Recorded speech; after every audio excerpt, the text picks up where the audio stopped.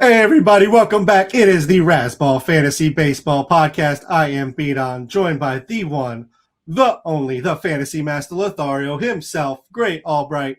How's it going over there, Gray? Hey, what's going on, Beaton? Coming to you straight from our birthday month. What's going on, fellow Capricorn? What's up? Yep, it's amazing that we are one day apart, Gray, on our birthdays, which is just absolutely ridiculous. I think we found it out for like the first 3 years that we were recording, and now we actually remember it. So, it only took 4 years for us to remember each other's birthday. It's a progress. Yeah. I don't know what day you're. I just know it's in January. I don't know when it is. I know when mine is. I don't know when yours is. Right before yours, Gray. Literally the day before. Oh, wow. Oh, okay. Wow, that is crazy. I feel like every year I'm always there you go, people. He didn't actually remember. I tried to give him credit. I even he could have just said, yeah, I remembered, and then there you go.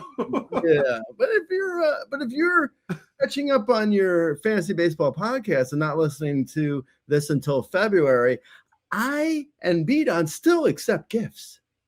Yes, absolutely. We'll always take gifts, Gray. They can always submit payments through YouTube or Patreon. If it's for me, just let Gray know it's for me, and he'll not give it to me. It'll be a transaction. Probably. Gray, we are here to talk about the top 20 in baseball, your top 20 rankings. Normally I would say as we're going through positional rankings, like these are subject to change because news and whatnot. Most of these, the top 20, I feel like are pretty locked in. There may be a little bit of movement because we're still waiting on like Kyle Tucker to land.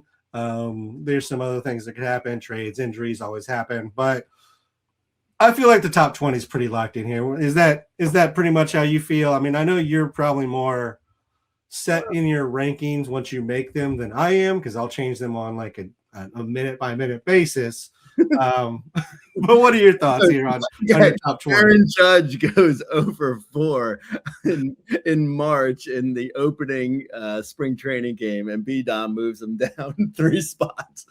I don't know. I mean, I doubt anyone. Actually, maybe if Bo Bichette signs somewhere. Colorado, because Colorado, maybe he could crack the top 100 for you. Yeah, I'll bump down Ohtani. I don't think. I mean, unless there's an injury or a trade, like you said, there's not going to be any movement. I don't change these. I spend so long working on them that like I have them basically locked in, and I also don't really believe in spring training stats mattering. So if so there's no real numbers to change anything until opening day. So everyone gets locked in. Like you said, Kyle Tucker, as of the recording of this, at least, Kyle Tucker still hasn't signed. But he's also, like I actually said this in the comments today to someone, and we'll talk about Kyle Tucker when we get up to him in the rankings. But I was saying to someone in the comments that I feel like unless Kyle Tucker were to sign in either Seattle or San Francisco, or there's a few parks where I could see potentially hurting him a little bit, but for the most part, he's going to be who he is too. So I don't know. We'll get to him when we get to him, but nothing's going to change unless there's injuries, more or less. All right, well, let's get into it, Gray. Number 1 for you is Shohei Ohtani. Last year, he had 55 home runs, 20 stolen bases, 146, 102. He hit 282, 392, and 622. You have him projected for 47 home runs, 16 stolen bases, 133 runs, 108 RBIs, and a 275 average to go with a 3.02 ERA, 105 WHIP, 10-5 record with 174 strikeouts and 135 innings. I mean, there's not much to say here, Gray, and honestly, with these first 2, there's not a whole lot to say. I'll let you go ahead and say whatever you want, and then I have some other stuff I'll throw out if we need to. With Ohtani, so I went back to previous rankings. Sadly, I don't know if I could say happily, but sadly, I've done fantasy baseball rankings for quite a few years now. And, so I went back and I looked at past rankings from what I did. And it's amazing that like guys like I know I wasn't completely crazy when I ranked like Trey Turner at number 1 not that long ago. Or I ranked Bo Bichette. No joke. I ranked him at number 1 at one point.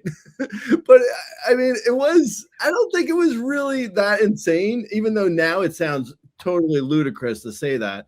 But like at the time, I'm sure I wasn't that far off of like ADP. It wasn't like I ranked Bo Bichette number 1 and he was going at like 50 overall. He was probably in the top 3 or 4 overall that year.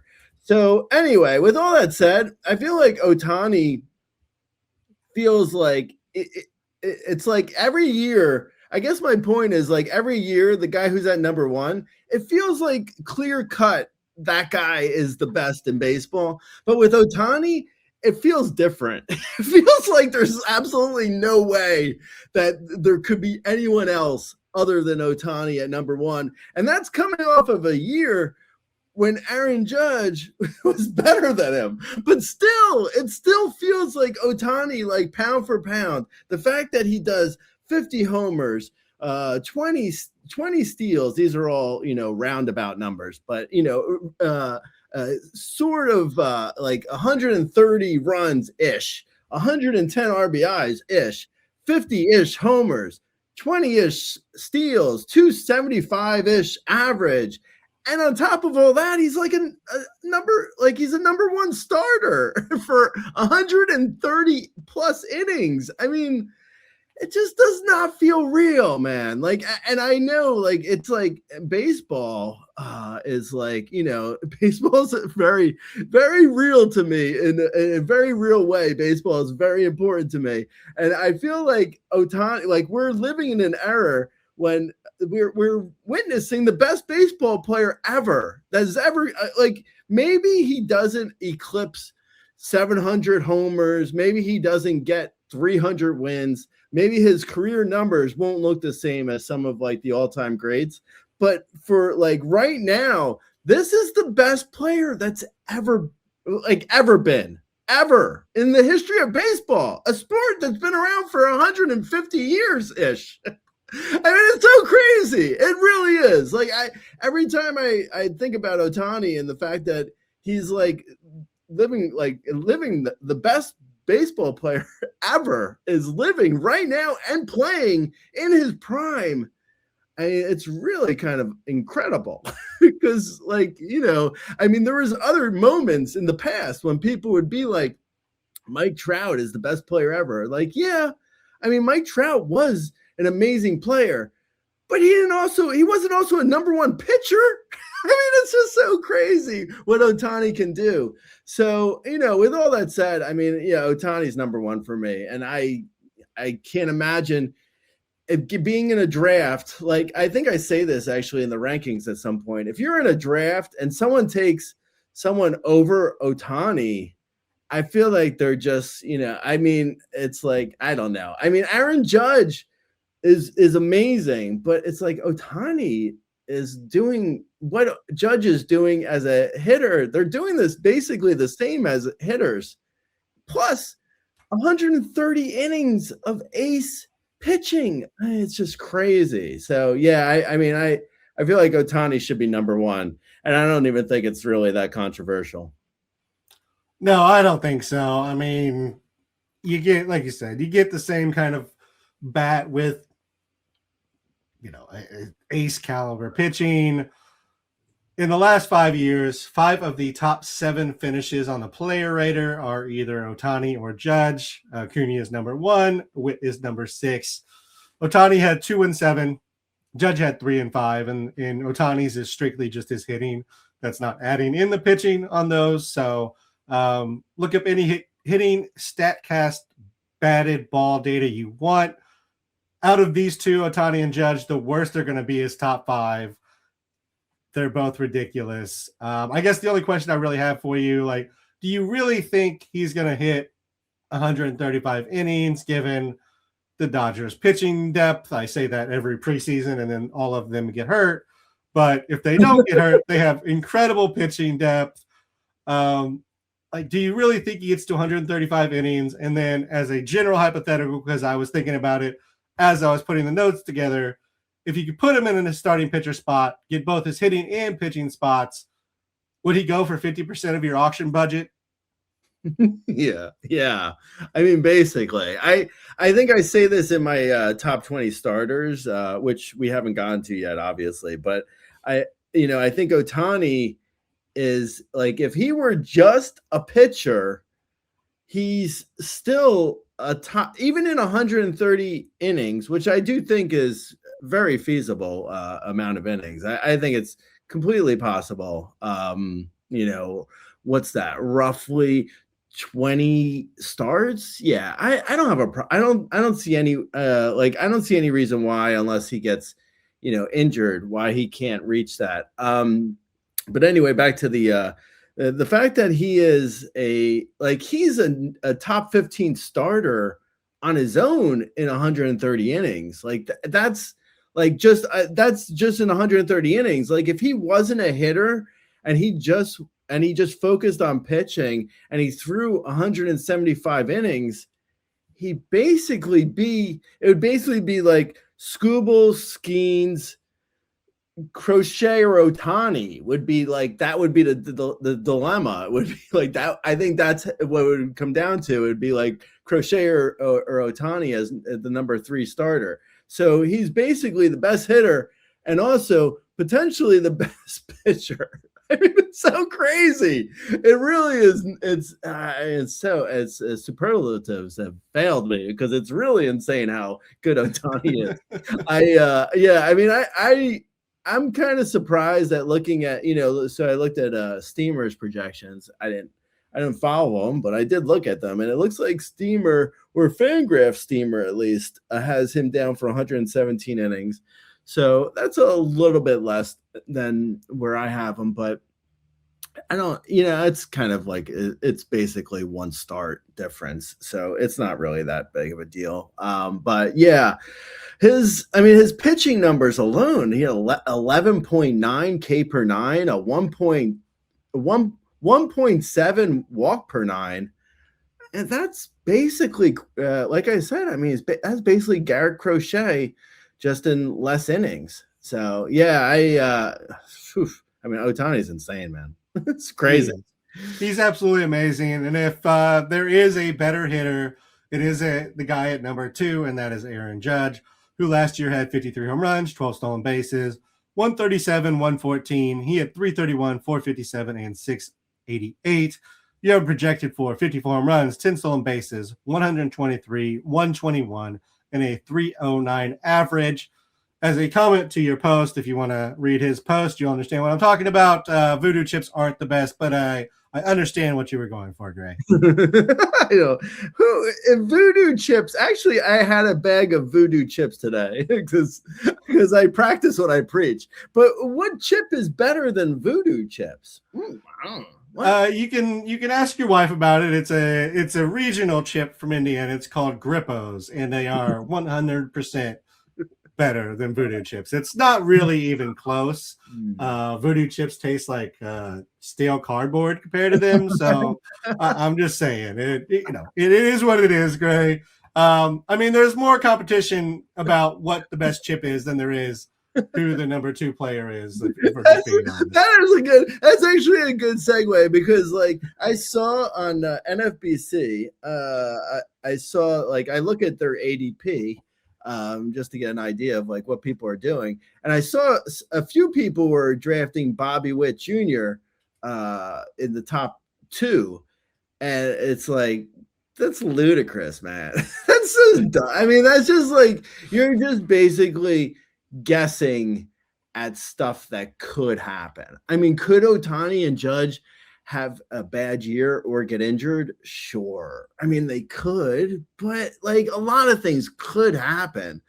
Taking Bobby Witt Jr., who I have at number 3, and I love Bobby Witt Jr., don't get me wrong, but there is a sizable gap between Aaron Judge and Bobby Witt Jr. and everyone else. I mean, it's like Ohtani and Judge. I have both of them, and they're in the first tier of the top 20, and I feel like they're a little bit interchangeable because, I mean, with Ohtani, I do believe he could be a number 1 starter, but I mean, in our game, you have to choose one or the other. So he's really just a hitter. I mean, it's not like you're going to take him out of your lineup to pitch. Like, what are you, dumb? Why would you do that? I mean, yeah, you might in a daily.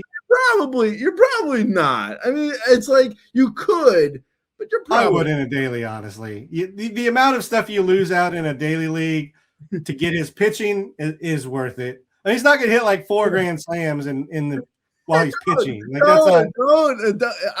I will find someone to find this clip and edit it and play it back for when he does do 4 grand slams. That's fine. I've tracked it for like the last 3 seasons in season.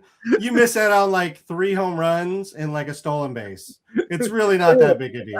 I was thinking more like weekly leagues, but yes, and weekly, absolutely. You started. Yeah. I was. That's where my head was at, because it was NFBC, which is weekly for pitching. So that's why I was saying that, because the ADP was for NFBC. But for daily league, yeah, absolutely. I could see daily league using him as a pitcher.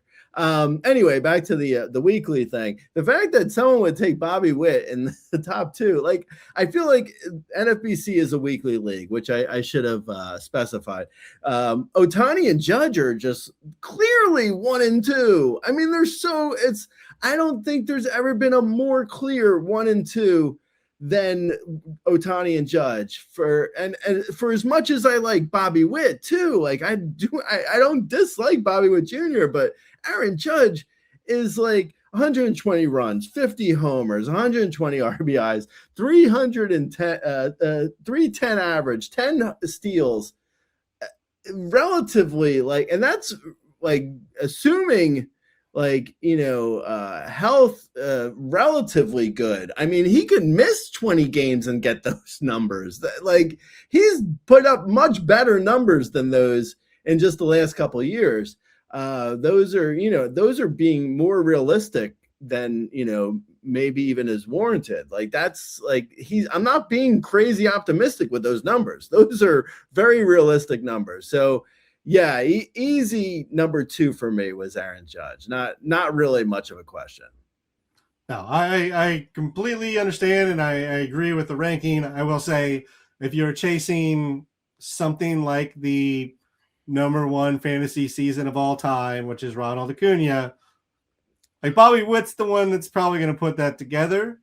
Then again, Ohtani's almost done that too. So I kind of understand Witt at 2 from that perspective, even though I wouldn't take him there or rank him there.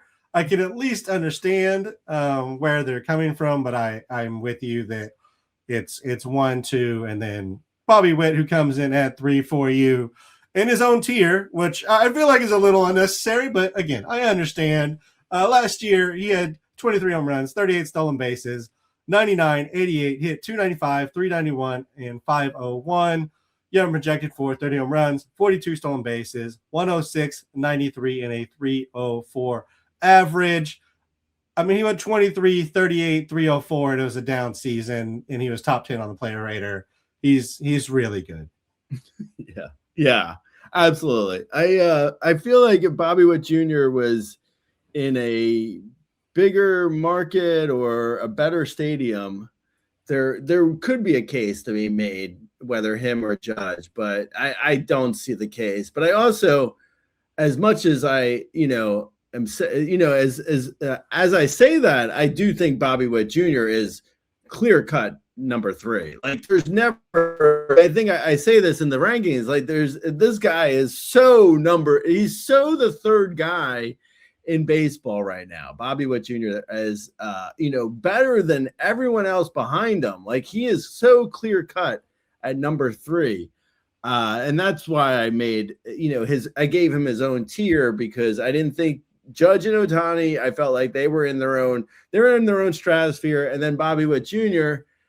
is just so much better than, every other guy after him. I think he's coming off of a bit of a down year last year, and he still led the majors in hits. He had a 295 average. I mean, 23 homers, 38 steals, and this is a down year. I think, potentially, like you're saying, why someone might go Witt over Judge if you're chasing like the top year. Yeah, I think Bobby Witt Jr. is capable of a 35 plus homer, 50 plus steal season. I think that, and a 320 average. Like, I do think Bobby Witt Jr. is capable of an insane year. Doesn't mean he's necessarily going to do it. It's possible though.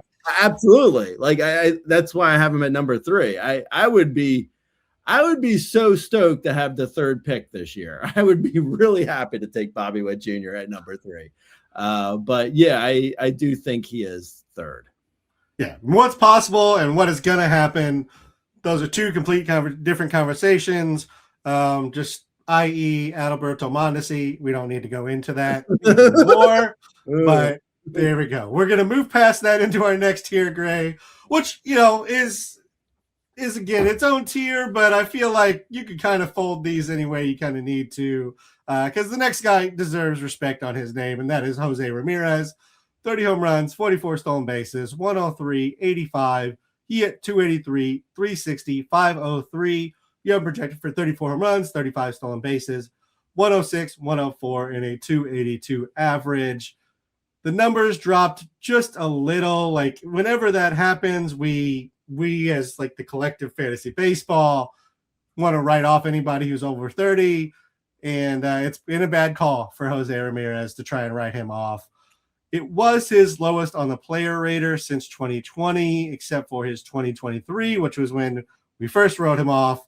I mean, all that to say, it doesn't seem like you think there's a cliff that he's fallen off this year. No, I don't. I mean, it was, where was he? Where did he end up at 8th overall on the player rater? Yeah. So, I mean, and that was his worst finish in, however many years. I mean, that's not bad. I don't, but eighth overall isn't a terrible year. I will say, I think Jose Ramirez is probably, like, pound for pound, like, one of the most consistent players. I was saying, I think that he's probably in the top 20 more than just about anyone else for as long as I've been doing this, at least. I mean, I don't know, because he's been good for almost his whole career, minus, the little blips here and there. I remember I can recall doing a Schmohawk post for him in coming off a 2018 year, and he actually was disappointing in 2019, which is odd because, I mean, Gleyber Torres hit like 60 homers in 2019. So 2019 was a weird year for hitting. So it's odd that Jose Ramirez actually had a down year. But I do remember writing the Schmohawk post and being correct about Jose Ramirez being overrated in 2019, or going into 2019 at least. But that's really kind of the last time he even had even the smallest of blips. And I wouldn't be surprised if coming off of that year, he was still a top 20 player, because he still won 23 homers, 24 steals, 255 in 2019. So he was still basically as good as he was, just a little bit, he was injured for, he only had 129 games. So he missed like 30 games. So anyway, we're not doing the top 20 for 2019 right now, so I don't know why I'm talking about that. But I mean, I'm saying though, like Jose Ramirez is so consistently great for so long. I really kind of think for, fantasy baseball isn't really like fantasy baseball rankings in the grand scheme of things isn't really that old of a thing. So for Jose Ramirez to be like the most appearances in the top 20 of all time, he's got to be close to it. I mean, it must be, because like Mike Trout had a good decade where he was great, but he's totally fallen off. I mean, Jose Ramirez, I think, might be the most consistent fantasy baseball player ever, which is nuts. I mean, he's so good. So yeah, I mean, I put him at 4, but this is a new tier. So like I say with tiers, like guys are interchangeable. So like he's interchangeable with the next few guys if you're not feeling Jose Ramirez. But I don't see any reason why not to. Coming off of a 30 homer season, stole 40 plus bags, hit 280 plus. I mean, he is getting a little bit older, but there's no signs that I see really that, that he's going to fall off a cliff. I don't see any cliff coming. He does hit a ton of fly balls. So at some point, maybe it could happen, possibly, but I think he's still relatively safe, to give you a 30, 35, 30 year 270 ish, which is, in the middle of an order. That's a top 5 guy. If a guy goes 30 275 with the 100 runs and 90 RBIs that goes with Jose Ramirez's average line, yeah, I mean, it's super. I mean, I feel like he might not be as exciting as the top 3 guys that we've discussed already, but super reliable. Yeah, and I feel like we just say that, year in, year out, and he just does it. As you mentioned, he's been as consistent as it comes and just providing good fantasy production. Vin Wins did a nice positional comparison, and then you also have it in your article if you want to read about that. He also does fill third base, which is kind of a gross position once you get past a certain point. So that's not the worst thing either. Moving on to number 5, staying in the same tier, is Corbin Carroll. Last year, he had 31 home runs, 32 stolen bases, 107, 84, hit 259, 343, and 541. You have him projected for 29 home runs, 36 stolen bases, 112, 91, and 263. It was really a tale of two halves last year for Corbin Carroll, and I know we discussed it on the podcast then. 21, 11, 245 in the first half, 10, 21, and 277 in the second half. And even more confusing is that the batted ball profile looks almost identical grade from the first half to the second half, despite the wildly different production. What are your thoughts on Corbin Carroll coming here at number 5? And he is similar to Bobby Witt in that they're both like top 50 Statcast batted ball guys, but with just ridiculous speed. Yeah, no, completely. I think Corbin Carroll for me is another guy like we were talking about with Bobby Witt Jr., where if Corbin Carroll rattled off a year of like 30 homers and 75 steals, it wouldn't shock me at all. Like the steals feel like, in general, the steals are how many steals does a player want? Like after Josh Naylor put down his flag in 30 steals, anyone in the game can steal 100 bags. This is going to be, I'll go out on a limb and say Winfield Perez could steal 100 bags if Josh Naylor can steal 30. Literally anyone in baseball can steal 100 bags because of Josh Naylor, what Josh Naylor did. So I will say, though, with Corbin Carroll, it's more realistic than most guys. So Kyle Schwarber could steal 50 because Josh Naylor stole 30. But Corbin Carroll really could steal 100 bags. Like, that's real. Like, that's not just me joking. That is a real thing. Like, Corbin Carroll is that fast. So, like, take a more realistic number off of that. He could hit 30 homers and steal 50 bags so easily, like a 30-50 year would be very valuable, if not the top fantasy value guy of the year. So Corbin Carroll is in that elite sort of range where he could be the top fantasy guy.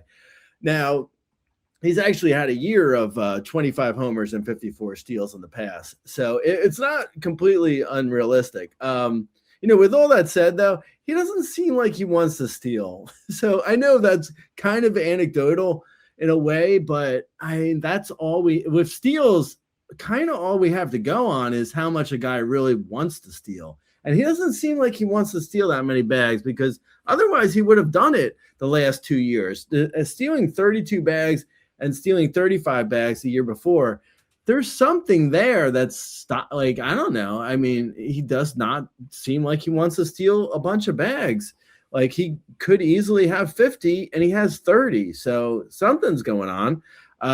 Clearly, with that said, I mean, he's, other than the splits they're not super concerning to me, because it feels more like, because like you said, like the batted ball profile didn't change at all. So my thought with the splits being so dramatically different is it's just a matter of like when he accumulated the stats. Like sometimes the ball just, gets off the bat in a different way. And I feel like it's just a matter of like, that's just like the ups and downs, the ebbs and flows of baseball, where, he had 21 homers in the first half and only 10 homers in the second half, but he could just basically have 15 homers in both halves, and it really wouldn't matter.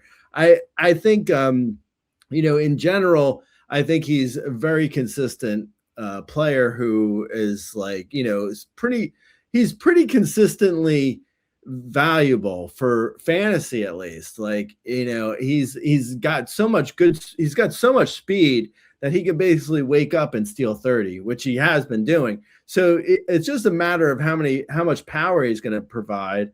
And he looks neutrally like, 27 to 32 homer neutrally kind of guy. So 27, at worst case scenario, he goes 27, 30, 260.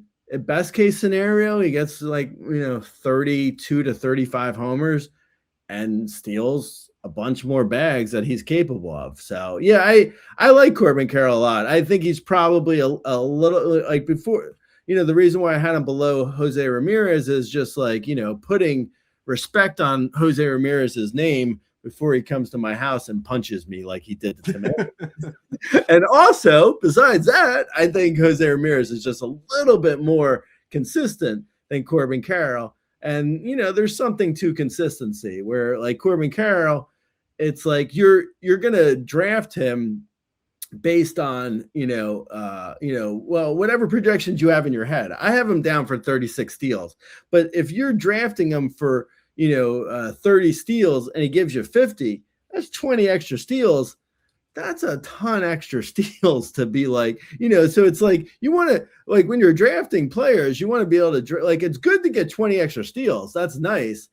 But like you're drafting too many steals and not enough power maybe. So it's like, it's good to have a somewhat of a realistic idea of what you're getting, where Corbin Carroll is a little bit more fickle than Jose Ramirez. So that's why I put him below. But I could see a case where I could get to a draft and have Jose Ramirez already drafted in one league and take Corbin Carroll over Jose Ramirez in another league, just to, diversify the portfolio a little bit.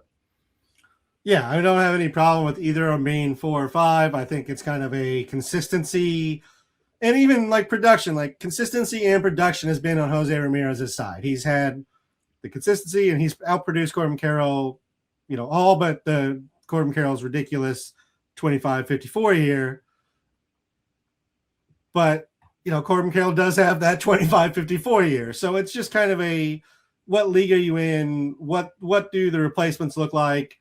Like in a 3 outfielder league, I'm probably leaning more towards Jose Ramirez. 5 outfielder, 15 team or deeper, I might lean more Corbin Carroll. Also in a contest, I might lean with the upside. It just kind of depends, but they're both amazing players.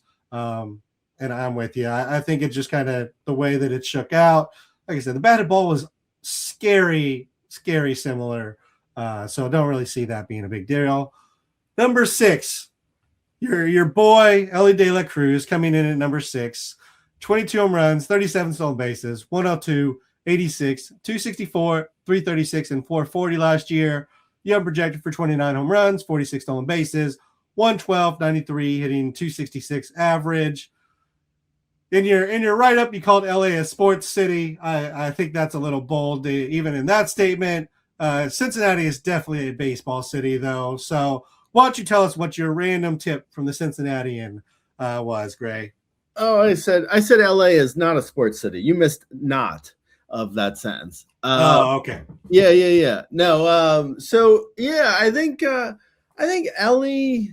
For me, I think Ellie is like another guy where, like I was talking about with Corbin Carroll and I mentioned with Bobby Witt Jr., where I think Ellie has a legitimate shot for a number 1 overall fantasy season. Like we're still, and that's, like, I mean, like, I think, I don't know who's a random potential, like Wyatt Langford, who's not in my top 20. Could have a number 1 fantasy type year. I mean, it's not to say like there's guys out there who are not in the top 20 who could have it, but we're still in the realm where it's realistic that these guys could have a number 1 overall season. I think Ellie De La Cruz is definitely in that conversation. He's like, I feel like we have not even scratched the surface of how good Ellie can be. Last year, he was injured for part of the year. I think it was a quad thing. I talk in the winter meetings podcast that we did in December. I talk about my trip to Cincinnati and how people knew about Ellie's injury then. Anyway, he was injured a little bit last year. It slowed down his steals. He had 37 steals. He's probably neutral. He's like Corbin Carroll, where it's neutral. Like I could see a neutral projection of him being like 55 steals if he really wants to steal. Again, it's about whether or not he wants to steal, but I wouldn't be shocked to see Ellie De La Cruz steal 50 plus. I mean, that feels like a very realistic projection. If you only get like what you got last year, it's fine. I'll take a 37 steal a year from him. I mean, that's fine. But the fact that he stole 67 bags the year before shows what he's capable of. I mean, I even think he could steal 70 bags too. I mean, pretty easily even. So anyway, but I think it's just going to be a matter of the power and whether or not that comes into its own. And at some point it will. I don't think we haven't scratched the surface of his power at all. I project him for 29 homers. If he hits 40 homers, if he went 40-40, would not shock me in the least. I feel like he's got a real realistic ability to go 40-40 and and have more in the tank for even more than that. Like he could. 50-50 wouldn't be out of this realm of possibilities for Ellie De La Cruz if he comes into his own with his power. Realistically, I said, I projected him for 29 homers. So I don't think he's still only 24. He hasn't, he's still getting there. But if he got there this year for his, full potential, it also wouldn't shock me. I think Ellie De La Cruz, the top 20 in general, but the guys we've talked about so far, I'd be so happy to get the 6th pick and get Ellie De La Cruz. Oh my God, I would be so thrilled with Ellie De La Cruz as my 6th pick. So yeah, I'm a fan of Ellie De La Cruz. I've left my fandom of O'Neal Cruz in back. I've abandoned O'Neal Cruz, but I'm still in love with Ellie though. We're still good. So yep, still going after Ellie. Clearly Gray, as you have him here at 6, and there's nothing wrong with that. Like you said, he could definitely be the number 1 player. He could put up a historic season. and we've talked about this before on these young speedsters, like sometimes the organization just makes a call and says, we don't want you stealing 70 bases. We need you as, the cornerstone of our franchise. So maybe dial it back a little bit, but they could actually, any of the guys we've talked about, Carroll, Ellie, Witt, they could all steal 70. Yeah, that brings up that actually reminds me of something that brings up a good point, because I don't know this for a fact, but Ellie De La Cruz, the quad was what everyone pointed to as to why he didn't steal as many bags, or at least now in hindsight they're pointing to that, but in reality there was a manager change, and it could be just like Francona could be like, why are you stealing? You're the future of you're our entire team, basically. What are you doing stealing close to 70 bags? Are you crazy? Like, there's so many things that could go wrong with injuries and whatnot. Why would you ever steal 70 bags? Like, I used to joke that David Bell was one of the dumbest managers, but I mean, he really was dumb. There was truth to the dumb. I mean, it wasn't like I was just making up out of thin air. So, I mean, Francona might be like, you're not stealing 70 bags. That's insane. So, I mean, there could be some truth to that too. It may not have just been an injury that he was hiding. Yeah, I mean, very possible that they're taking a different strategy. And also, when we're talking about these three guys in particular, Carroll, Ellie, and Witt, they were all leadoff hitters when they put up their highest stolen base number. They are no longer leadoff hitters, which A, means you're getting less at-bats, but B, means it's not always clear in front of you. You may actually not be able to steal second base because somebody's there. So it just is an opportunity thing. It's an organizational, it may be a manager thing, as well as Ellie being injured. So there's a lot of reasons that go into, why these guys aren't stealing 80 bases every season, or why a team may kind of throttle their stolen bases down a little bit.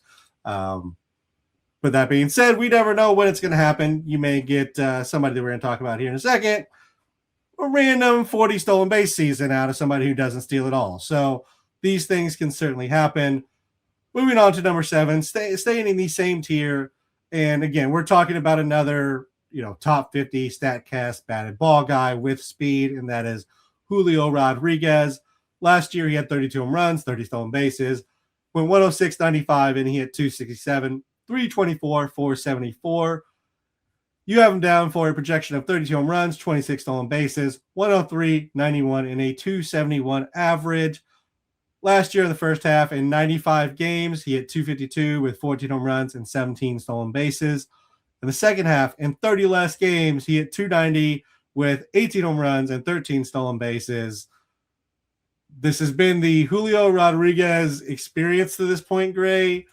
Are we ever going to get a full season, or we just have to just start him all year and know at the end of the year the numbers will be fine? I was thinking about if I had Julio Rodriguez and he had a good April, the amount of victory laps I would be doing. It would be like the Indy 500 in my office. I would move my desk out so it wasn't backed up against a wall, and I would just circle my desk, pumping my fist in the air for the entire month of April if he was actually good in April. And then the irony of it would be he would be terrible from May through September. Oh, why did you do that to me? In this hypothetical world. I think Julio Rodriguez is clearly a second half player, but I do hold out hope that at some point he puts together a excellent first half. I mean, if he were to do that, it's so crazy that like how good his stats end up looking at the end of the year when you consider the fact that he's really only good for 100 games, maybe. I mean, he takes like the first 60 games of the season, he takes basically his ramp up. He ramps up for April, May. But yeah, I think It would be shocking to me. Like, I feel like Ellie De La Cruz and Corbin Carroll and, you know, to a certain extent, Jose Ramirez, this is still the same tier. So I think I think they have more realistic chance of being the best player in fantasy. But Julio Rodriguez, it wouldn't shock me necessarily, but it would take him finally having a good first half. Like, not even good. It would take him having an excellent first half, because it would be a bit more surprising to see Julio Rodriguez finally break out, because he's like, I mean, he gives you a ton of plate appearances. It's not like he's, you know, a injury prone guy or misses time. Like, he does play. He just doesn't do a ton for a lot of those games in the first half. So, I mean, it's really nice to have in a head-to-head league, that's for sure, when he off in September. But yeah, I still like him though. I still, you know, obviously, I mean, he's the 7th player off the board for me in all of fantasy. So obviously I like him. I would totally draft him. I have no problem with him. I just think you have to expect probably, you know, a little iffy production from, like, you know, April through June. And then once he starts picking it up, I mean, then it's like, it's excellent. Yeah, it's kind of one of those things where it's in Roto, it's a little easier to swallow because it doesn't matter at the end of the year. It's all going to be there. Whereas in a head-to-head and a weekly head-to-head, like, if he's costing you matchups in April, it can't hurt if you start off, you know, 0-3, 0-4, because he was, you know, your number one pick you spent a lot of money on or drafted highly. But you know the number is going to be there, and he's going to carry you to a championship if you can get him there. So it kind of just a little bit of both ways. I think you just wait until May and trade for him, but I'm sure people are well aware of his splits at this point. Number 8, and the last member of this tier, is Juan Soto, who I mentioned just a second ago, as he went 43 home runs, 38 stolen bases, 120, 105. He hit 263, 396, 525. Young projected for 42 home runs, 12 stolen bases, 123, 112, and 282. In 936 games before last year, Gray, he had stolen 57 bases with a season high of 12. And then last year, he stole 38. I do remember in 2023, he stole 3 in the last week to help me beat Sun. So it was there, you know. I knew it was there. But what are you doing? Like, he stole 38 bases, Gray. Like, what? Battle for all of Korea. We are the most popular site in Korea for a reason, Greg. Exactly, I know.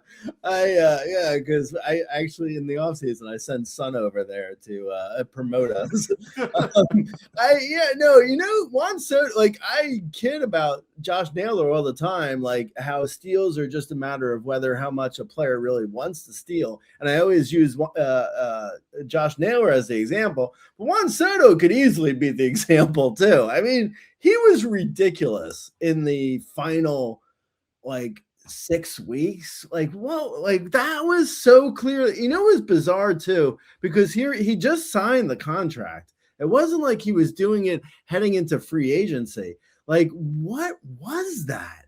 Like, did anyone really get to the bottom of, like, what wants, like, did he really want a 40-40 season just to say he had one? Because otherwise, I don't think it helped the Mets. Like, they missed the playoffs. So, I mean, in the end, it didn't help them enough, but I don't think it helped them from game to game. Like, he was stealing so many bags that were just, like, random, like, clearly. And, you know, I love Juan Soto. So I'll do that caveat because, you know, what I'm going to say is pretty negative on a player, but he really seemed to be doing something for his own personal achievement that had nothing to do with the team. Like, it was like Juan Soto wanted to steal 40 bags for himself. That's what it seemed like, at least. I don't know. Maybe I'm completely crazy. Maybe I'm wrong. Maybe it was helping the Mets, but it didn't seem like it was. Like, it just seemed like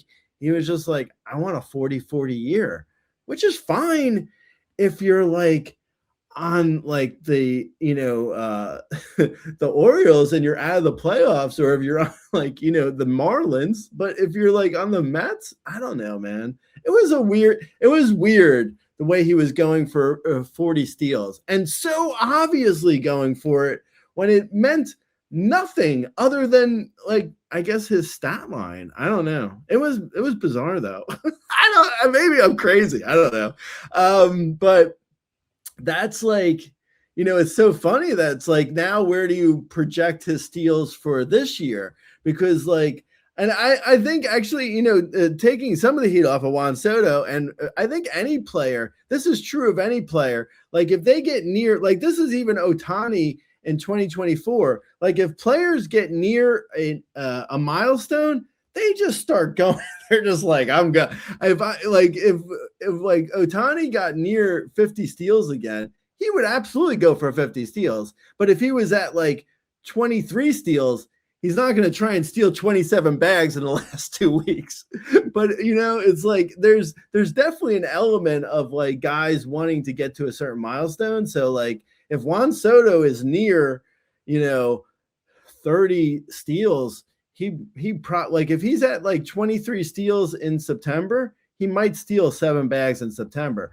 But if he's at like 18 steals on September 1st, he might only steal 2 bags to get to 20. Like, I don't know. I mean, I'm talking nonsense possibly, but it does seem like Juan Soto is like all about the milestones, which is fine. I mean, it's good for fantasy. Don't get me wrong. For fantasy, it's amazing. For regular baseball, I don't know. Maybe good, maybe debatable.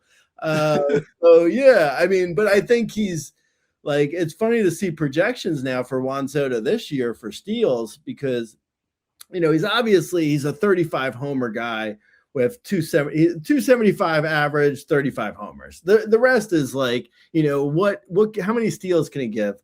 And like before, I don't remember what the projections were last year, but I would guess, and that's not for me, but I mean for like Steamer, I would guess their projections for his steals were probably like 12.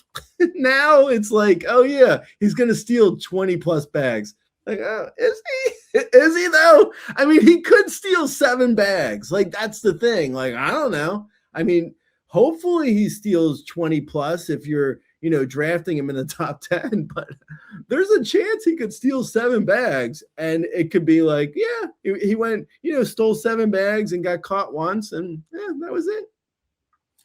Yeah, I mean, in fairness, the Mets were absolutely horrendous in the second half, so maybe he was helping. I mean, just anything you can do to help, because they were absolutely terrible.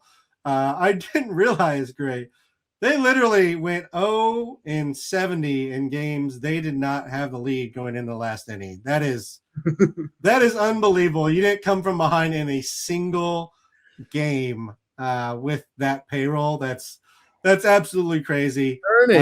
Turning the entire league's relievers into Mason Miller. The story of the New York Mets. Yeah. Well, their relievers turned into, like beer league softball pitchers. I mean, it was terrible. Moving on to number 9, Gray, which starts a new tier for us, and that is Ronald Acuna Jr.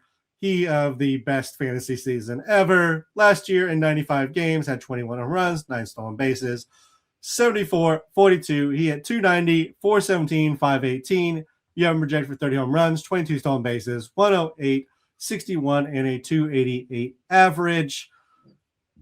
Both ACLs are surgically put together at this point. Last year they said he wasn't going to steal, and he didn't. Is it going to change, Gray? I mean, obviously we know what he can do, but what are your thoughts here on Acuna? Yeah, I mean, he's depressing a little bit for me, because I think like the capability is still there to be like the best player in baseball, but I just like, I feel like the Braves and him to a certain extent would have to be crazy to run him as much as like they used to. Like, there's just no point in it. Like, he's too good. He's too valuable to the team to run him more than, anywhere close to what he was doing. So yeah, I mean, if he stole 25 bags. That would be, the fact that he's less of a steals threat than Josh Naylor. So funny. But if Juan Soto could steal 38 bags, again, Acuna could steal 70 still. But will he steal more than 30? Nah. I mean, my projections have him down for 22 steals. I might be on the conservative side, but still, like, there's no reason why he would steal. Like last year, he had 9 steals in 95 games.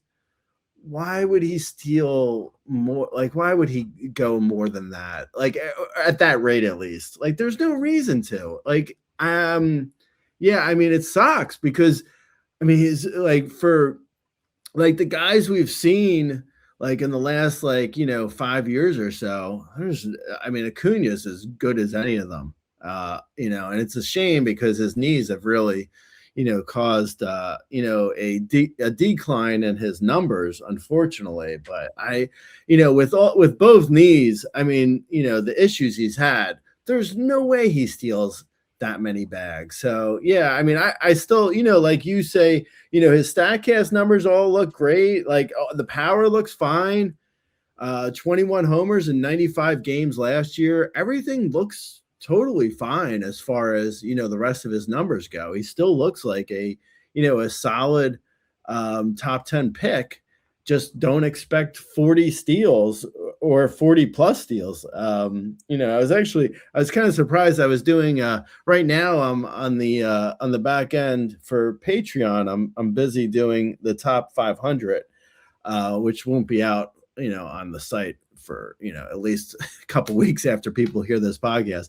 But anyway, I was doing a top 500, which involves me taking Steamer's numbers and changing them to my own. So I'm looking at Steamer's and I'm changing them to my own, and it's the first time I'm really looking at Steamer's numbers, because before that I'm doing my own rankings and my own projections. So I try to avoid looking at what Steamer's doing. So anyway, I was surprised to see Acuna was higher ranked for Steamer than where I have him. I think he's like 5th overall, 5th or 6th. I mean, it's not much, but when you're in the top 10, any sort of boost in rankings is a difference, a big enough difference to notice. So I was kind of surprised, but I mean, it probably goes back to the fact that that Acuna's Statcast is so good. I mean, he is really that good. So, it's not so, I guess it's not totally shocking. It shouldn't be totally shocking to me to see Acuna bumped up a little bit in Steamer's rankings. But yeah, I mean, I just wish the steals were there still. Unfortunately, I just don't think they are. Yeah, and as odd as it sounds, I feel like the way Acuna's injuries have gone, it kind of helps his projections, because he doesn't like get injured and play injured. He gets injured and is out for the season. So like he's not playing injured and ruining his per game numbers. And per game, he's still been one of the best players in baseball. So I think that's still, that helps him projection wise versus, somebody who may just have a nagging injury for a couple months and their projection may be down a little bit, like Ellie, who was clearly injured, wasn't playing up to his full ability. But you still, that's still part of the numbers that get factored into the projection. Mm-hmm. Yeah, that's fair. All right, moving on to number 10. We'll try and pick up the pace here a little bit, Gray. And that is Francisco Lindor. Last year, 31-31. He had 117 runs, 86 RBIs, hit 267, 346, 466. You have him down for 32 home runs, 26 stolen bases, 109, 90, and hitting 264. He is upper middle class Jose Ramirez, Gray. Yeah, that's a fair comp. I think he is actually, I'm doing a draft right now on NFBC, and I had the I want to say the 10th pick, and I took Lindor. I mean, it wasn't maybe I had the 9th No, I took maybe the 12th pick. I don't know. Anyway, I took Lindor, whatever pick I had. And yeah, I mean, looking at it, and like I was saying before with Acuna, and I was looking at Steamer's ranks. Actually, Lindor's lower in Steamer's ranks a decent amount. I think he's at like 17, maybe. Don't hold me to that, but it's something like that. And I mean, it's like, and when I took Lindor in my draft, I did like, I like Acuna got taken right before me, which I would have taken too. But unfortunately, it was like I was kicking myself a little bit, like as the draft went on.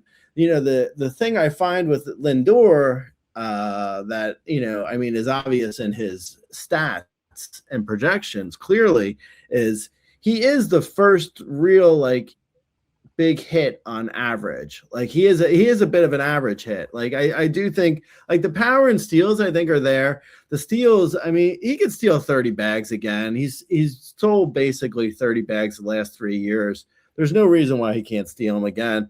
It's that's a matter of just want or not. 30 homers. He's been doing that the last 3 years. Like he's very consistent.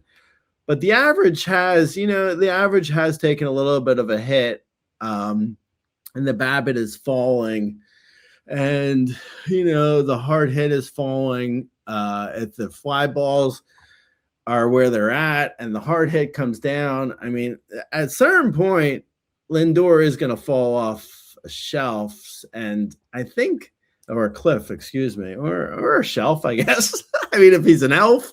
But yeah, I mean, I think Lindor is like probably closer to the end of his reliability than he is to the beginning. I think I definitely feel like Lindor might be 18 months away from starting to lose like his fantasy abilities. Like he might be next year might be the end of the beginning of the end for Lindor. I think that is approaching pretty quickly, looking at his hard hit BABIP and average and stuff. So if he's hitting, if he hits 27 homers and 27 steals and hits 245 this year, it wouldn't be great. It also wouldn't shock me completely. Like I do feel like his, he's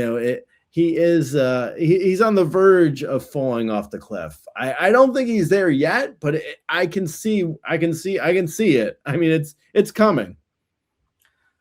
Yeah, it just kind of depends on whether you think it's this year or not. I do think he's still very safe for production. But it does kind of feel like this is the first guy on the list that you're not thinking, yeah, there's still a number one season in here. Like he could put up just an absolutely ridiculous number. Like I just don't see it. I don't see the home runs going to 40. I don't see the stolen bases going to 40. Now, obviously, we've talked about Naylor and Soto. So Lindor could, but I just don't see that happening at this point in his career. The first strike rate has slowly been climbing the last few years, which is a bat speed stat. Bat tracking data shows the bat speed was slower in 2025 than it was in 2024. To be fair, it was very similar to what he did in 2023. So not the end of the world there, but there are some potential concerns on Lindor, which is why he's down here at 10 instead of, sitting in the middle of the top 10. Just a little bit of limited upside, a little bit of age, and slight concerns. That being said, like I said, we said it with Jose Ramirez. Like anytime anything seems a little off, we start saying this might be the end. More than likely, Lindor is going to be perfectly fine, which is, again, why you have him here at 10 and why you drafted him after Acuna was off the board, because he is, among who's left gray, about as safe as it feels to give you, similar to numbers to what you have gotten from him in the past. Mm-hmm. Moving on to number 11, which is kind of the opposite of Lindor. Last year, Gunnar Henderson had 17 home runs, 30 stolen bases, 85, 68, hit 274, 349, 438. Young projected for 27 home runs, 26 stolen bases, 103, 89, and a 280 average. He had a rib issue to start the season. He recently said he was also dealing with a shoulder injury for most of the season. But as compared to Lindor, where you're like, the edge might be coming. Gunnar really hasn't showed it to us, or he didn't show us last year, but you have to think there's better days coming. Yeah, no, definitely. I also think that there should be a law that players have to tell us when they're actually hurt. I think everyone can agree. Like that doesn't a law that says a player has to tell us when they're hurt. Does that hurt any? That doesn't hurt anyone to tell us. Just tell us. The NFL does it. The Major League Baseball could definitely do this. Just tell us. I mean, that feels like that's for our loyalty to the game of baseball, give us back something. Give us back truth. Please, man. Please. I don't care about truth in any other format in the world. You can lie to me forever. You want to show me AI slop and pretend it's a real photo? I don't care. Just show me when an injury is real. Show me the truth, please. Show it to me. Give me the truth. Oh my God, man. For what? 6 months? I was like, what's going on with Gunnar? Does he just not like me? Oh my God. I mean, he was just like, he was giving me, I have an ulcer and I had it tattooed on my ulcer. It says Gunnar. I mean, God, man. I mean, he was so awful. And now he tells us in January, he's like, oh yeah, P.S. I was injured last year. Like, whoa, okay, a shoulder injury. Wow. Yeah. I mean, at least Class A got pulled at mid-season. We don't have to worry about it anymore. Right. Yeah, exactly. So yeah, I mean, I'm in on Gunnar. After last year, there's no way I was going to be out on Gunnar this year, because if he had a bounce back and I wasn't in on it, I would have been even doubly upset. I would have been so mad. So I'm absolutely in. Yeah, I mean, his numbers, it's honestly like you look at his numbers and you're like, and after with the information that he was injured, you look at his numbers and you're like, yeah, I mean, everything's exactly the same, except he had a shoulder injury. Like that's what his numbers say. Like he stole 30 bags. His strikeouts didn't go. His strikeouts were fine. His walks were fine. BABIP was fine. Everything was fine, except for whatever reason, he just wasn't hitting, for as much power. And it's like, oh no, there was a reason. It wasn't for whatever reason. There was absolutely a reason. So yeah, I mean, I feel like Gunnar, I almost moved him up even further in my rankings. I like Gunnar for the bounce back big time. But once not once bitten, twice shy. No, once the injury happens to the shoulder, I mean, it could reoccur. So there is that concern. It's not like, oh, he told us he had a shoulder injury, but now he's fine and he just stays fine. I mean, there is a possibility that it reoccurs. So yeah, I mean, there's that concern. But otherwise, yeah, I like Gunnar for the bounce back for sure. Yeah, or the injures it again and doesn't tell us, and we start him for 6 months again. Also a possibility. Next up, Gray, number 12, Fernando Tatis Jr. Last year had 25 home runs, 32 stolen bases, 111, 71. He hit 268, 368, 446. Young projected for 31 home runs, 27 stolen bases, 103, 83, and a 273 average. There's an argument to say that his Statcast batted ball data is actually better than Witt or Carroll. Yeah. But there's also like the question mark of what is Tatis going to give us. I mean, I say that just to say like the talent is there. We have no question that he could do just amazing things. Yeah. Actually, in the top 20 rankings, I put in his Statcast data. And I put in the red sliders at least. And there's one tiny minuscule blue slider for sweet spot. And it feels almost like impossible that a guy could hit the ball as well as Tatis hits it. but just barely missed the right spot on the bat. It doesn't seem possible that his slider, his Statcast sliders feel like they're doing something that it doesn't seem possible. But when you see the Statcast sliders in the article, you'll see what I'm talking about. Yeah, I mean, Tatis, I mean, there is an element to him where it's like, I mean, he feels like it's like what to expect. I have no idea. In a lot of ways, I have no idea what to expect, and in a lot of ways, it's like, oh yeah, he's a 25 to 30 homer, 30 steal, 265 hitter. I mean, so it's like from like moment to moment, it's hard to know because like you look at his splits specifically, and it's like, oh, in his first half, he went 16-21. In April, coming out of the gate, he had 8 homers, 7 steals, hit 345. And then the next month he hit 184. And I was like, what?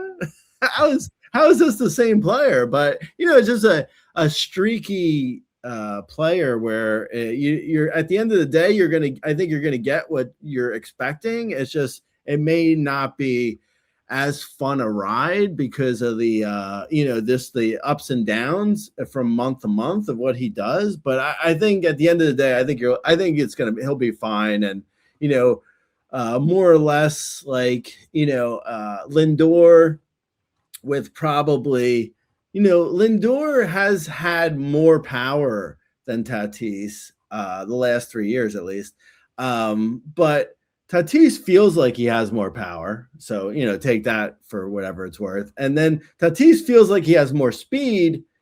But on the other hand, I mean, there were injuries and a suspension, but Lindor has been more consistent than Tatis when it comes to steals as well. And average is relatively the same. So it's like Tatis and Lindor kind of feel like the same, but Tatis does feel like there is more upside, even though we really haven't seen it in the last 3 years. There was the suspension, like I mentioned, and the injury, but still. Yeah, no, I completely agree. I think it's honestly just a kind of a batted ball profile thing where at least I'm talking in regards to squaring the ball up and hitting the barrel. Barrel is a specific launch in 98 plus mile an hour average exit velocity. And Tatis in particular hits a lot of ground balls. So I just wonder if that's it. And like you said, it's just a consistency. So that's why he drops here. If we're going by month, Gray, and I know average isn't everything, but, if we're just going by average, because when he has good average, he has good month, 345, 184, 235, 308, 243, 293. I mean, a lot of players are up and down, but going from 345 to 184. It's very up and down. That's a big swing for a full month, like to be dealing with that. So that is why he's down here, despite just the amazing upside that he does bring and, could potentially put up someday. Number 13. Did this hurt you to do, Gray? Was it painful for you? I actually feel like I overcompensated so much that I put Kyle Schwarber so high in my rankings because I was like, there's no way he's getting me again. He's not getting me. I'm going to get him. So Gray has Kyle Schwarber coming in at 13, the last of tier 4. Last year had 56 home runs, 10 stolen bases, 111, 132, and he hit 240, 365, 563. You have projected for 47 home runs, 8 stolen bases, 103, 123, and a 244 average. He has averaged 46.75 home runs per season the last four years. That is tied with Ohtani for second over that time behind only Judge. And the average has also come up from his abysmal times to 240 and 248 the last 2 years. I mean, he had his best Statcast data of his career, which is honestly saying something because he's always hit the ball very hard. I mean, I feel like he's the best power only hitter, and that's where you have him. Yeah, no, totally. And, I was actually, again, like I was saying with Acuna, I was going over the steamer ranks, and Schwarber's by far the lowest guy in Steamer for versus where I have him ranked. Like he had there was the biggest difference for Schwarber.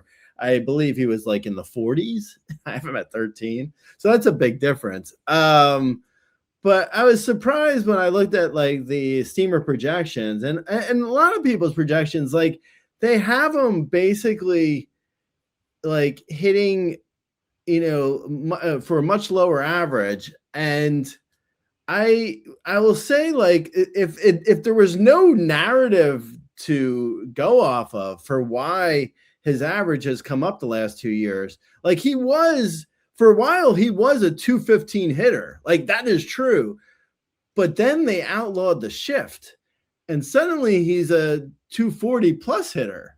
That seems like a realistic, like something that like to really hang your hat on and be like, yeah, there's a reason why he's now a 240 hitter, 240 plus, because, guys can't put 7 players at second base to try and to move the right fielder in and have the center fielder stand in front of the right fielder. I mean, there was a reason there why Schwarber was really struggling for a couple of years with the shift.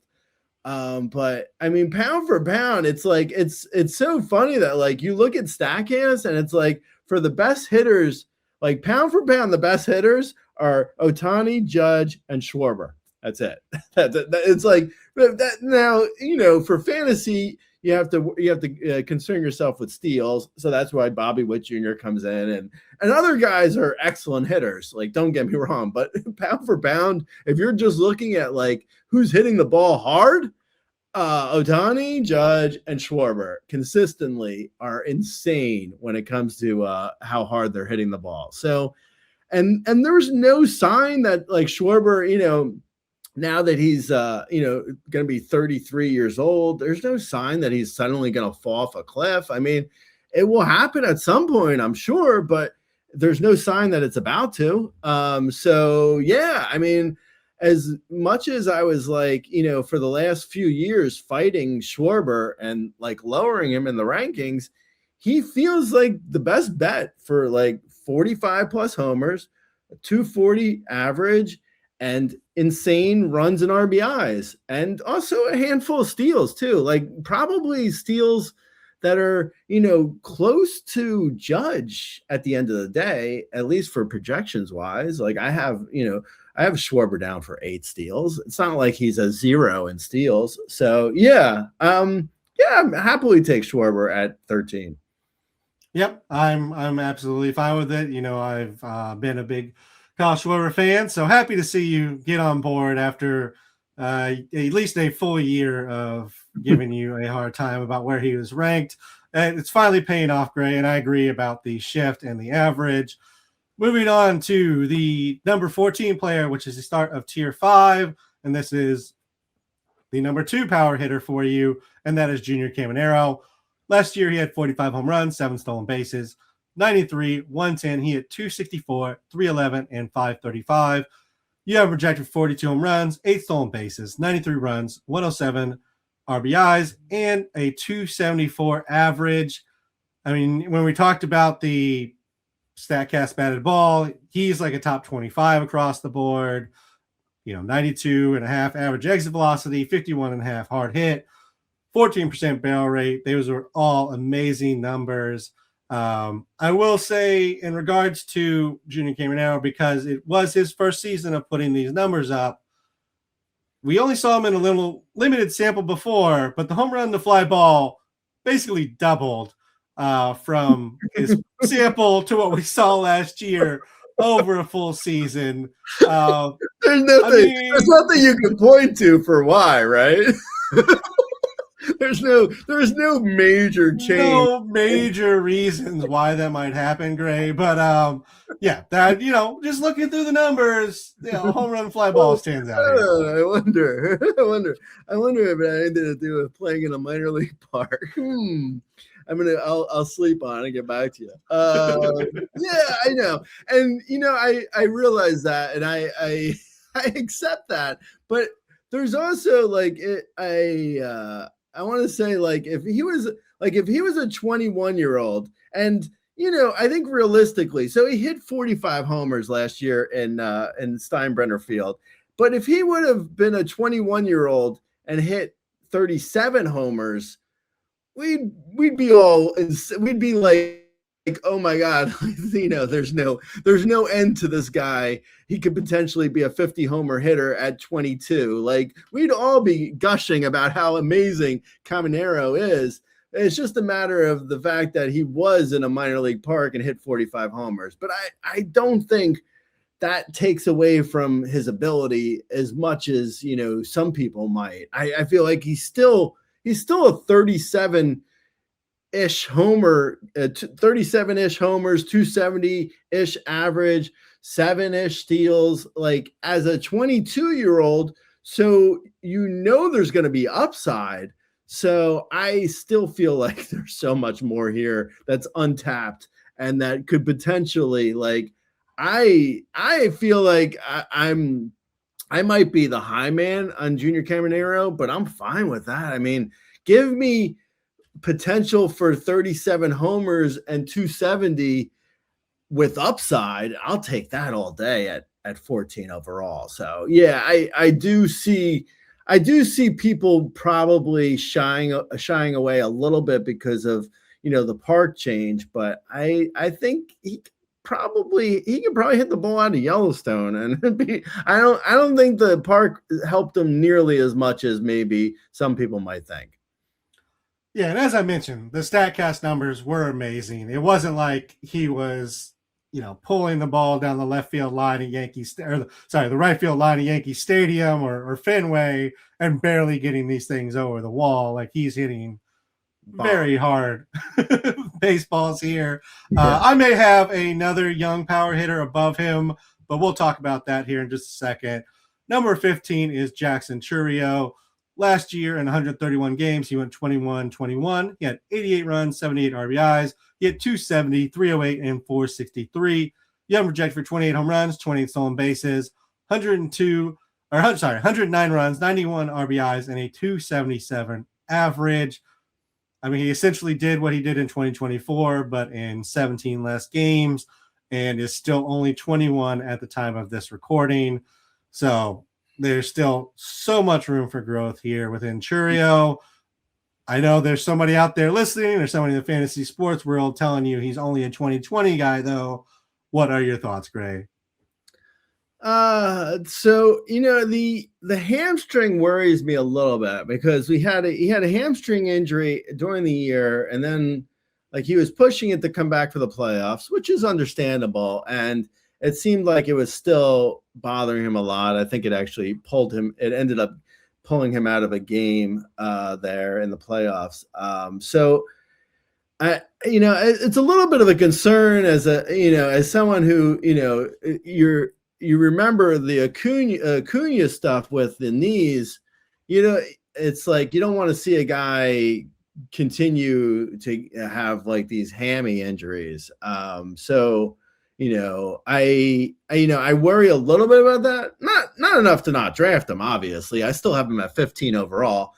I think the upside is probably as good as anyone, probably 40-40 upside. I don't think he's probably completely untapped as to what, like, we don't know what he can do at this point. He's 21 until March. He still hasn't even turned 22.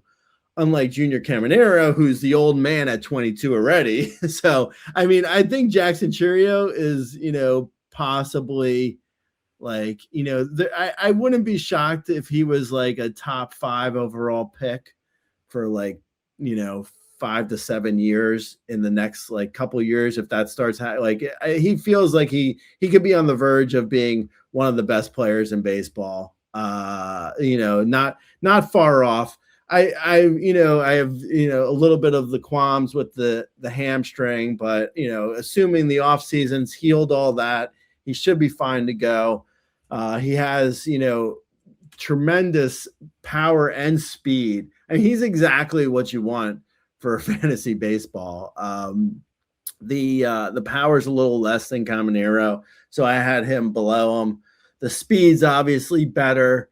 but the speed is, speed's a little bit iffy as to how much does he actually want to steal. So it's like, how reliable is that number of steals on the projection? So, but the average is basically the same. So it's just like, it's kind of like Caminero or Cheerio. Do you want power and speed, but a little bit less power and a little bit more speed? Or do you want way more power and way less speed with Caminero? So it's just a matter of what you want, really. But I like them both. I think the upside, I don't think we have any idea of what we could expect from Cheerio. Like if Cheerio and Caminero, for that matter, they could easily be top 5 players this year at 22 years old, so the talent's just insane. Yeah, absolutely. And, I'm going to give Cheerio a pass on the hamstring. Like, it's one of those things where he's so young that I don't know that he's ever had to really worry about stretching or pulling anything really when he's out there. So hopefully a little professionalism, a little bit of, taking care of your body. And not to say this, but, he also turned 21 in Wisconsin. So maybe a little dehydrated at times. All that could add up to, him just being a little bit more professional and getting it together. I'm not overly concerned about the hamstring. I don't know if those are real reasons, but that's what I'm going with for now. Gray. Moving on to our next tier, Gray, and that is tier 6. We start with, I'm just going to group these two together, Tariq Skubal and Paul Skeens.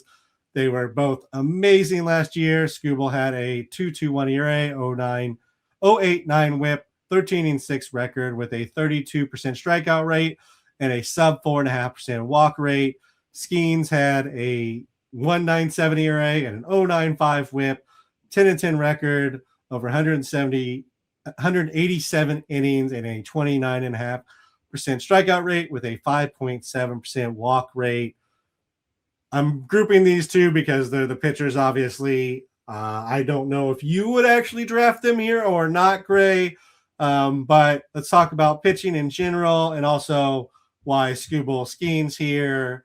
That order, and then there's no Crochet, who did finish the year last year as the number 1 starting pitcher.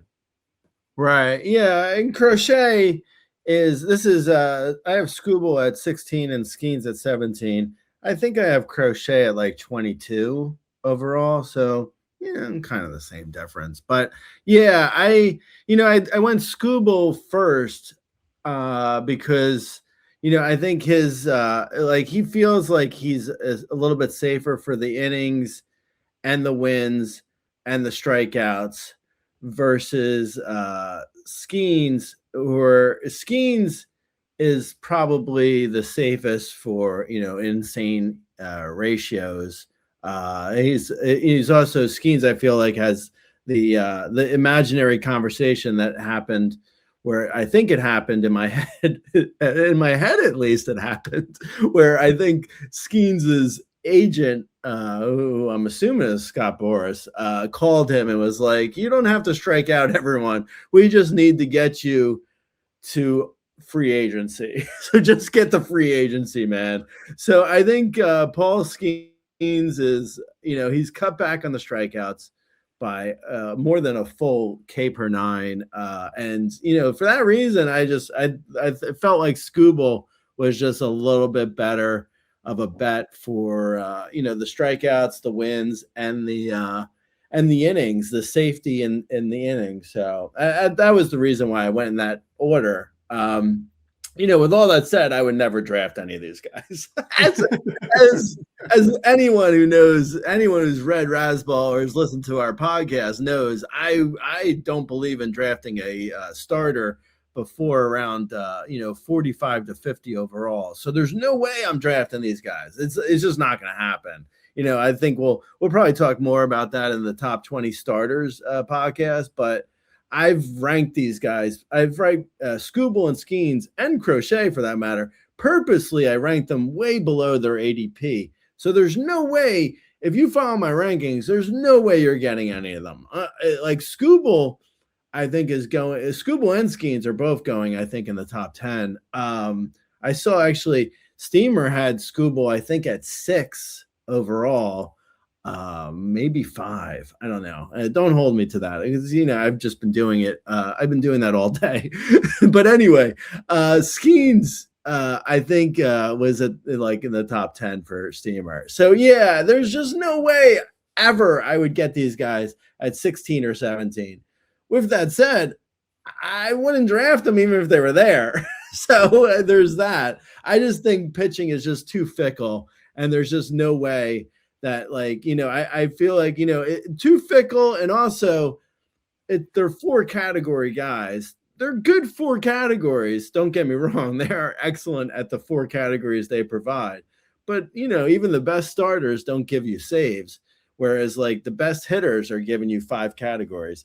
So, yeah, I think, with Skeens and Scooble, it's hard to be negative about them in specifics because they are both so amazing. Skeens is just absolutely insane for what he's done so far to start his career. Having a 196 ERA his rookie year, then following that with a 197 ERA. I'm going to guess he's going to have a 198 ERA this year, huh? Is that possible? Is that pretty good? See, I got a 10, I got a 1100 on my SATs, huh? Yeah, I think also what was kind of it's a bit of a bummer in some respects, but I was looking at someone when Skeens won the Cy Young. Someone tweeted that Paul Skeens is the youngest Cy Young winner since Dwight Gooden and Brett Saberhagen. They both won in 1985, and that's pretty depressing if you stop to think about it, because neither of them, Saberhagen had a decent career, and Gooden too to a certain extent. But neither of them really were anywhere close to as good as they were those first couple of years. The first couple of years, they were Gooden, especially. Gooden was basically looked like he was going to be, as the best pitcher ever in the first couple of years of his career. So Skeens right now looks like he could be an incredible pitcher for his career. But man, it's really disheartening to look at some of the careers of pitchers, because their arms, man, it's just it's not easy. So that also, I feel that reaffirms my rankings of these guys, because you don't think Paul Skeens, and you don't think anything can happen to Paul Skeens, but in 1980, in 1987, you didn't think anything could ever happen to Dwight Gooden after his 85 and 86 year. But things happen. So I'm not saying Paul Skeens is going to start doing coke, but things happen is all I'm saying. Yeah, there's so many pitchers that started out so well and then get derailed by whatever it might be, Gray. But yeah. Hopefully these two continue to be great. Like you said, in a snake draft, neither of us are really going to be taking them. In an auction, I might be more willing to go for a top pitcher. But that really just depends on pricing within the auction itself. Moving on, number 18, Kyle Tucker. Last year in 136 games, he had 22 home runs, 25 stolen bases, 91, 73, and hit 266, 377, 464. Obviously, you don't have projections yet because we do not know where he's playing this year. The Cubs signed Alex Bregman, which I believe probably puts it into Kyle Tucker in Chicago. Unfortunately, I don't know why, because the Cubs are worth as much as the Dodgers, but they can't spend any money, heaven forbid. 78 and 136 games in the last 2 seasons. He's going to turn 29 the same day I turn 40. Gray. Is the full season the biggest concern with Kyle Tucker at this point? Oh wow, Kyle Tucker, also Capricorn. What's up, Capricorn? This list is full of them, Gray. There's a number of them in here. I didn't call them all out, but yeah. Capricorn, what's going on, man? We are down to earth. Yeah, I had said this in the beginning of the podcast. I will now repeat myself, but I think outside of like a few places, I think Kyle Tucker is pretty reliable for what you're going to get from him. Like roughly a 30-30, 270 hitter. If he signs for, if he signs in, like, there's a few places like realistically he could sign. Like if he goes to the Nationals, that hurts him. But realistically, he's not going to the Nationals, right? Like if he went to the Marlins, he would be hurt by that signing. But realistically, he's not going to the Marlins. So there's only a few places realistically he could go, and it could potentially hurt him. Like I think I mentioned Seattle. There's a few places. Like if the Angels, San Francisco. Like if the Angels were like, oh, we'll give you $300 million, I would be scared because the Angels ruin guys. So I would be actually kind of petrified if he went to the Angels. But yeah, there's very few places that he can go where it's going to really hurt him. Most of the places that will be good, like, he could still go to the Cubs. I could see that. I wouldn't be shocked if if the Yankees ponied up money, if the Astros did. Like there's some places that are realistic that I feel like will be good for him. Dodgers, obviously. So yeah, I think Kyle Tucker will be fine wherever he signs. If you're listening to this before he has signed, then I would still be fine drafting him because you're probably still you're in the ballpark of 270, and you might be getting a bit of a discount because of, the two fluky injuries he had for the last 2 years. So yeah, I don't mind Kyle Tucker, even though he hasn't signed yet. Yeah, I love Kyle Tucker. I've always loved Kyle Tucker. He's just an amazing baseball player. And yeah, the list of places that he'd go and I'd be concerned is pretty small in regards to who would actually have the money and pay him. And I think we hit most of them. I think the Rangers, there's maybe the Rangers we didn't that would be bad. San Diego, but at least in Texas and San Diego, he'd be joining good lineups. But yeah, those would hurt potentially the power numbers. Somebody who is not going to be hurt by power numbers, at least for this season, Gray.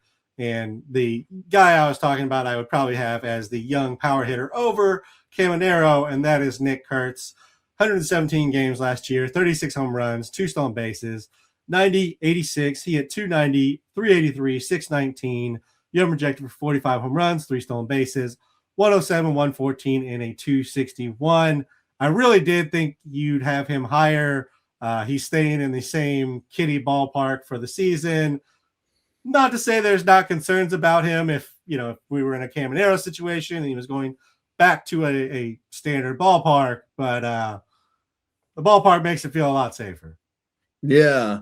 And honestly, this isn't a keepers podcast, but Kurtz is probably not going to be in for a bad park at, even when they eventually move to Vegas. Like Vegas is going to be a launching pad too. So I think Kurtz is going to be fine for at least a little while until he gets, traded for 10 cents on the dollar or whatever. Anyway, I think, I see what you're saying about like Caminero or Kurtz. I don't know. I mean, it's kind of like, 6 of one, a half a dozen of another when they're both in the top 20. I was probably, Kurtz has his average potentially could maybe because of the strikeouts, like a 30.9% strikeout rate, potentially could hurt him. I don't think, whereas Caminero's had an under 20% strikeout rate, so obviously much better. So I don't know, maybe there's a little bit of concern there, but I love Nick Kurtz. Like I'm above ADP. I think Steamer has him like in the 40s or 50s overall. So we're way above most people on Kurtz. I think we're definitely in prime, like being able to draft Kurt's territory here. I think we're good. It's like most people are looking at Kurtz or Alonso with like, the 22nd to 25th pick in NFBC, and like I said, Steamer has Kurtz even below that. So yeah, I think Kurtz could end up on quite a few of my teams. I'm hoping, at least, because first base gets a little bit ugly. We'll talk about that in another podcast. But yeah, I think Kurtz is again, like I don't think, like with Caminero, Cheerio, Ellie, there's a handful of guys, and Kurtz is one of them, where I don't know if we really know what the upside is yet. Like and the realistic downside isn't even bad. Like, so we're Kurtz is like, I mean, I think his floor, is the worst. Realistically, the worst is probably 35 homers and a 240 average. Like, the average comes down, and because of the average, the slump hits and the power doesn't play as well. Like, realistically, that could happen, but upside wise, like, the ceiling is insane that I don't even think we realize what the ceiling could be yet. Like, in that park, 55 homers is doable with 280 average, because everything he's hitting is going out of the park. Like, he could be basically Aaron Judge with like 5 less steals potentially. Like, I could absolutely see that scenario. But I think realistically, I have him in a good spot for 45 homers and 260 average. Yeah, I mean, we can't project him out to his full, greatness. If we did that with everybody, the rankings would look different. So I don't have a problem where you have him. I just have him over Caminero. That's just kind of the difference there. As you mentioned, the strikeout rate was high. 364 BABIP is high. But again, in that park, there's no foul territory, and he hits 43% fly balls. So either it's a home run or it's a foul ball. Like, that happens a whole lot for him. So I might not be as happy with him when he leaves the minor league stadium, but love him right now. And as you mentioned, Vegas should be Coors-esque in regards to how it plays. So even long-term, if you're thinking keeper dynasty, I would not be scared to trade for Nick Kurtz. And if somebody's, rebuilding and is like, oh, Kurtz is only going to be good for a year, absolutely take him off his hands. Number 20, Gray, last one for the show here, is somebody I think if you listen to our previous podcast about the draft, you know who it is, and that is Jazz Chisholm Jr. 130 games last year, 31 home runs, 31 stolen bases, 75-80. He hit 242, 332, 481. You have him projected for 34 home runs, 30 stolen bases, 85, 91, and a 252 average. This is kind of the first guy on the entire list where when you look at like Statcast batted ball and just the hitting metrics across the board, he is not elite. Like, everybody before this has been elite. And so part of it's we're getting to that area where you're just not going to get that. But part of it's that we're projected a little bit out here, right? What are your thoughts on Jazz, Gray? Well, my thoughts are he's a 40-40 guy who just has to stay healthy. I think that's the bottom line, where like he stole 40 bags in 2024.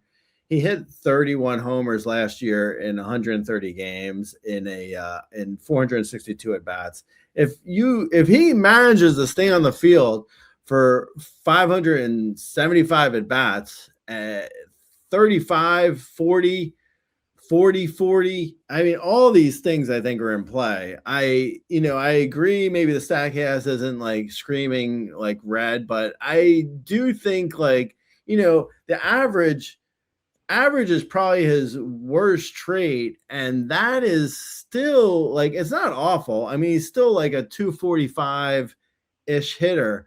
So 30-30, 245 baseline is like, because like in our game, like with steals, if 30 steals are the baseline, and which I think they are for Jazz, in our game, that doesn't really show up in Statcast. The only thing where Statcast is showing up is the average. So if you're looking at a baseline of 30 steals and he's already hit 31 homers last year, I mean, he just has to repeat the 31 homers, and I think we're good. If he does better, which I think he could, because this is also a contract year, so it's potential that, like, I do think, like, if any guy is going to go off in a contract year, Jazz Chisholm Jr. feels like the guy. Like, he feels like really like the guy to have like a career year in his contract year. So, but even if he doesn't, even if, anecdotally put that aside and he doesn't have a career year in his contract year, if he hits 30 homers and steals 30 bags, that's good. I mean, that's basically like, Kyle Tucker minus 15 points on average, potentially. And I think Jazz has a much higher upside than Kyle Tucker, who, we're pretty fine with Kyle Tucker's ranking. So the fact that, Jazz Chisholm Jr. is 30-30 and then question mark at average with upside on power and steals, I think, because, Yankee Stadium's a great park. Steals have been there. The Yankees don't seem to have a problem with the guys running. His 31 steals last year show that. And then, Caballero was stealing when he went to the Yankees, and guys have stolen on the Yankees. So I think realistically, I feel like Jazz Chisholm Jr. feels like kind of a no-brainer in the top 20. Like I'm very happy to take him and get 30-30 245. I'm fine with that. It's like, like I said, it's Lindor minus 20 points an average with upside on power and speed. I'm very happy to take Jazz Chisholm Jr. and accept the 30-30 245. But by an off chance, he actually puts it together and has the contract year that I think he can have and stays on the field, because every day his agent's going to call him in the morning and be like, this is your year, man. You got to stay on the field. And that's what everyone's going to be. And he's going to be like, every day it's going to be like, he just got engaged. He's going to be like, his fiance is going to be calling and be like, Jazz, stay on the field and play, man. This is your year. This is your big one chance to have that huge contract year. I really think he's capable of that. And even if he doesn't, 30-30 245, I'm fine taking. Yeah, and I do think the change to second base has helped in just keeping him healthy. He was kind of reckless as an outfielder, which is great as, from a fan perspective, but from a fantasy perspective, you're like, stay on the field. We need you. So, yeah, I think second base helped him get more playing time, stay healthy. We've seen that, kind of last 2 years since he's been moved back to second base. That being said, like, if he gets his contract or if he's traded, do either of those scenarios change your thoughts in regards to him being here at 20 over somebody like, say, James Wood, who I have in my top 20?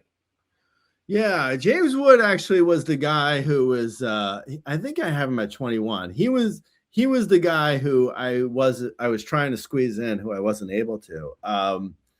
He's actually, and I think he was at 90 overall in Steamer's rankings, which was like, man, Steamer hates young players. But yeah, if Jazz Chisholm Jr. is traded, I'll take that scenario first. If he's traded, I feel like something tragically has happened to the Yankees. Something out of like a 1% possibility, because like I feel like the Yankees are a team that trades for players. I don't think they're going to trade away Jazz Chisholm Jr. So unless they sign like Bo Bichette and they're like, Caballero can go to second, and with Jazz, we can get a pitcher. I mean, I guess there is like a random scenario where it could happen, but I really feel like Jazz Chisholm Jr. is not getting traded. So there's that. If he signs a contract, I'd be almost as shocked, because the Yankees they're slow playing Cody Bellinger. I mean, they don't sign these guys ahead of their year. So I would be almost as shocked if Jazz Chisholm Jr. signed a contract before the season, but I guess there's a potential. I wouldn't move him in my rankings, but some of the excitement of him playing for a career year might dissipate a little bit. Yeah, I think the contract year does. I know a lot of times we say it doesn't matter, whatever. I think it does matter to. I mean, if you're just a human, like you can get a payday, are you not going to try or play a little harder, maybe eat a little healthier, work out a little bit more? All those things come into factor. So yeah, I agree. I don't think that he's getting extended. I don't think the contract thing. I have seen his name mentioned in trades, which is why I brought it up. If he leaves Yankee Stadium, I don't know that I necessarily view him as a 30 home run threat because of, just the benefit that he got at Yankee Stadium. It depends on where he goes. But I don't really have a problem with him here for you. Like you said, 30, 32, 40 last year.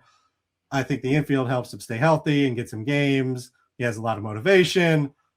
Again, I would just have James Wood here. And as you mentioned, he's, if not the next player, within the next few players for you. So no real problem there. James Wood is just a guy that sits in the elite batted ball territory with really Judge, Ohtani, that level is where, James Wood sits from a batted ball perspective. But then again, so does O'Neal Cruz. Yeah, no, absolutely. Yeah. O'Neal Cruz has other issues because of the strikeouts, which actually was James Wood's issue in the second half too with strikeouts. But, all that aside, there's also which is something we haven't really talked about much in this podcast, but Jazz Chisholm Jr. having second base and third base eligibility does not hurt. I mean, it's nice. It's not bad. It's not bad. Yeah, second base, third base were absolutely terrible last year. First base is absolutely gross. I don't know if you've looked at first base NL yet, Gray, but that is going to be some awful, just terrible stuff to deal with. So yeah, in an era of hitting first base is so bad. I'm actually looking forward to Lennon Sosa as my first baseman. I wrote a sleeper post for Lennon Sosa. I mean, it was a little crazy. Yeah, I might have to draft. Freddie Freeman in NL only because he's about all there is at the position, and we know how I feel about Freddie Freeman at first base. But that may have to happen, Gray, because it is absolutely hideous. But we'll get to that later. Thanks everybody for listening. This was the top 20. If you want to get all your podcasts from us, you can subscribe wherever you get your podcasts. You can listen to us through that. You can watch us on youtube.com/Razzball Fantasy. If you have drafts or you have specific questions, you can find us on X at RazBeaton. And the Gray is, of course, the owner of the @Razzball accounts. We're going to try and do 2 positional podcasts a week so we can get into some spring training news before the season starts. We heard your comments from last season, so look forward to those, and I will talk to you later, Gray. All right, and happy birthday, by the way, as I will not see you before that happens. Happy birthday to you, B-Don. All right, I'll talk to you later. All right.